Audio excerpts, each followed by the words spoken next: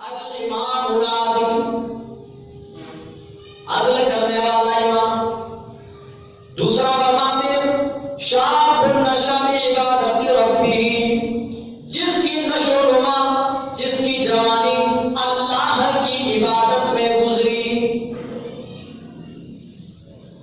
تیسرا خوش نصیب ورجل قلبه معلق فی المساجد، جس کا دل مسجد سے لٹکا ہوا۔ چوتھا خوش نصیب بندہ ورجلان تحابا فی اللہ اجتمع علیہ وتفرق علیہ۔ چوتھا وہ ہے جس نے خالص اللہ کے لیے دوسرے سے محبت کی، وہ اکٹھا ہوئے تو اللہ ہی کی محبت میں اور جدا ہوئے تو اللہ ہی کی محبت میں۔ اجتماع علیہ وتفرق علیہ۔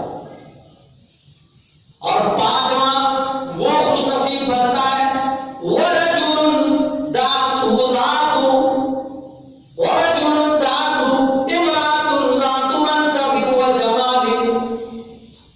پانچواں وہ خوش نصیب آدمی جس کو کسی منصب والی اونچے عہدیدار عورت نے، خوبصورت عورت نے گناہ کے لیے بلایا، اس نے کہہ دیا انی اخاف اللہ، میں تو اللہ سے ڈرتا ہوں۔ اللہ ایسے لوگوں کو بھی اللہ تعالیٰ اپنے عرش کے سائے میں لے کر۔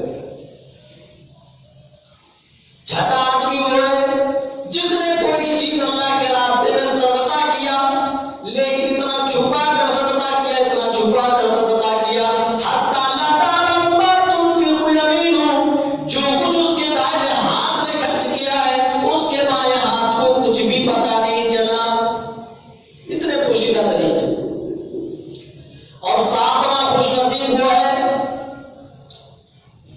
ورجل ذکر اللہ خالیا ففاضت عیناہ، جس نے اللہ کو تنہائی میں جلوت میں یاد کیا، خلوت میں یاد کیا، اور اللہ کے ڈر سے، اللہ کی خشیت سے اس کی آنکھیں بھر آئی، اس کی آنکھوں میں آنسو ٹپکانے لگے، وہ اللہ کے ڈر سے رونے لگے۔